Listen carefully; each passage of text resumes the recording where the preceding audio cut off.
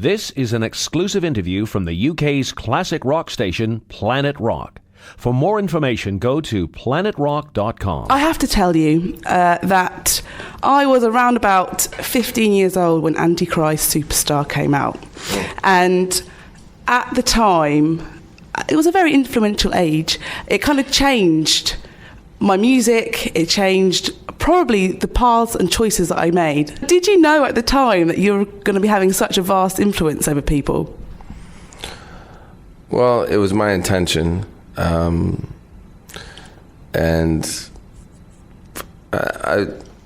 hard to know when you're in the moment what's going to happen, but I had that feeling that we really had hit something important.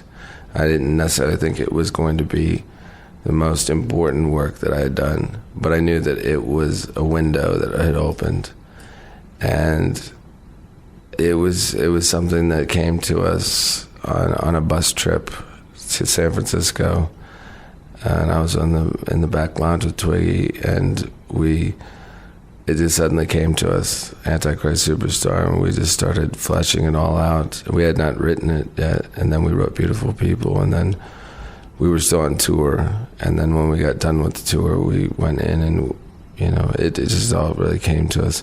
It was a very harrowing time making that record. A lot of crazy shit went down, but that's what needs to happen to make great things. A lot of people think that you have to be depressed or sad or tortured to make great art.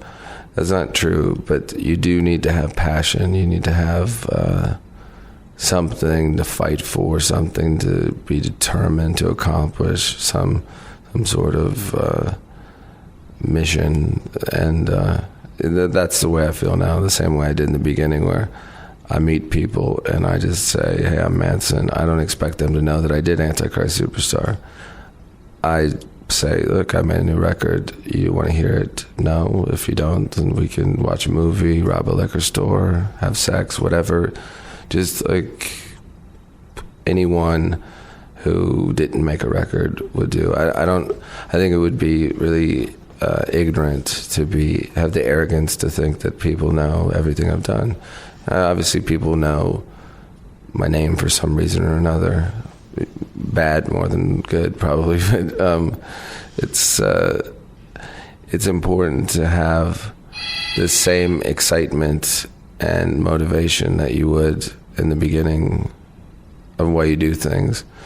Whether any kind of relationship, that's my relationship with music. If you lose that whole spark that you do, in a marriage or something or whatever it might be, it would have the same results. That you have to remember why you did something is because you wanted to make a difference. You wanted to be the villain, which is always the catalyst in any movie. It's the person at the end of Act 2 that causes the change when it rains in the film. That's me. Talking of being a villain, I suppose, I kind of see you as like an anti-hero, especially with things like the Columbine Massacre and then with the Bowling for Columbine movie, and it changed some people's perception of you. And with the title of the new album, Born Villain, is that kind of a thing that you see yourself as? Well, anti-hero is a good way of looking at villain. When I say villain, I don't mean the bad guy. I mean, I would say like the rebel, like in the Bible, which people always mix up the devil, Satan, and Lucifer. Devil and Satan means the same thing. It means sort of the bad guy, essentially, for lack of a better description. Lucifer was the fallen angel, the guy that rebelled against the rules, and he was a villain. He caused change. He caused a war in heaven, that type of thing. Or in any good movie, it's the person who it has a character arc. A hero is just a straight line, and they usually go by their ethics or their code because they feel obliged to. They don't really believe in it with a passion. Now, the villain in a story, whatever it is, they do something because they want revenge, they want retribution, or they want redemption. And redemption's an important word for me. And that to me is a villain. It's not a bad guy. And then growing up in a Christian school, you're taught you're born, you're a sinner, you're a kid, you come out of the womb, you already sinned. Maybe it's because blood all over you, you're crying, shit all over your mother, whatever, I don't know, ruined your mom's orifice, whatever the case might be. But so, it's always a uphill battle with a lot of dogmas, and especially religion, where you're supposed to be redeeming yourself for something you didn't even do. And for me with Columbine, I didn't do anything. I didn't have anything to do with it. Even if they liked my music, I still didn't have anything to do with it. It's not my fault. That'd be like me blaming the Bible or Shakespeare or something. But people surprise me when they're always worried about what my music causes people to do, and they don't worry about what I would do. That's the funny thing. It's like, if I'm so dangerous, why aren't they worried about the shit that I would do? So, but what I do is I make question marks. That's what art should be. It should be a question mark. If you try to explain your art, it really cancels it out, because art that you make is supposed to be a release. It's supposed to be an explanation of you. This is how you explain yourself. I can't talk to people so much as I'd like to, so I started making music and paintings and videos and pictures and things like that. And that was my way to communicate, by saying, this is how I feel.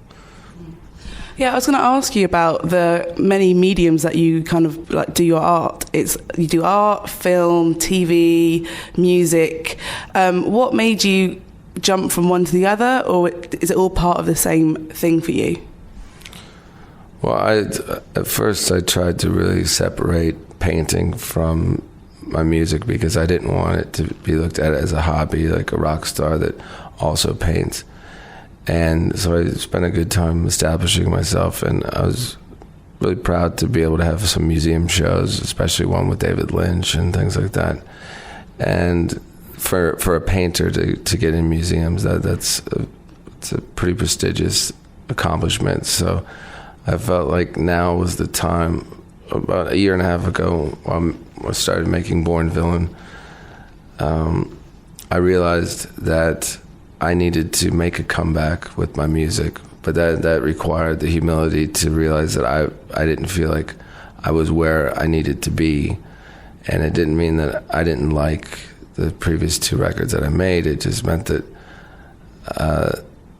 I didn't want to be what I was at the time, and I didn't want to be what I used to be. I needed to be what I'm supposed to be, and that's what I'm trying to be now, is the person who's able to have the P.T. Barnum element that I started with, that is not just making the art, but also making it known to everyone, and just torturing everyone with it in whatever way, making people feel something. Now, I think on my past 2 records, I made an error as a writer in my mind, not necessarily what I wrote, not the music itself, but in my head, I thought I was supposed to make people feel what I was feeling. And I'm supposed to make people feel something, but to make them feel what I was feeling, particularly at that time, was really stupid, because I was feeling like shit. So that's not really my point.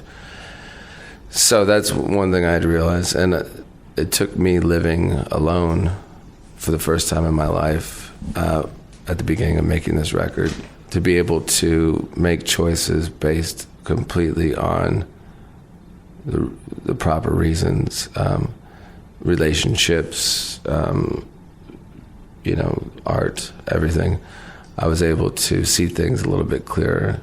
I didn't have to grow up or be mature. I did have to realize that if I want someone to be with me, I want it for the right reasons, not for convenience or because I'm lonely or something.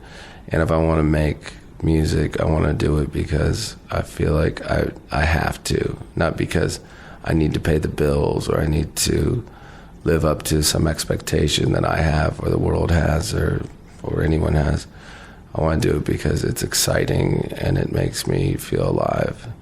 And that was probably a little process that,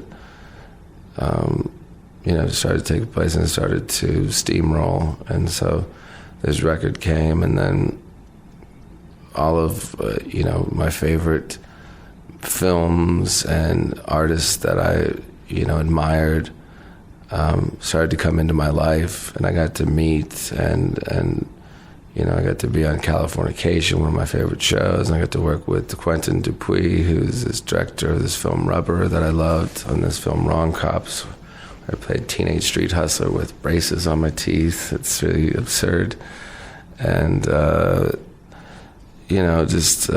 and so this past 2 weeks was supposed to be a bit of a vacation, but I worked every day on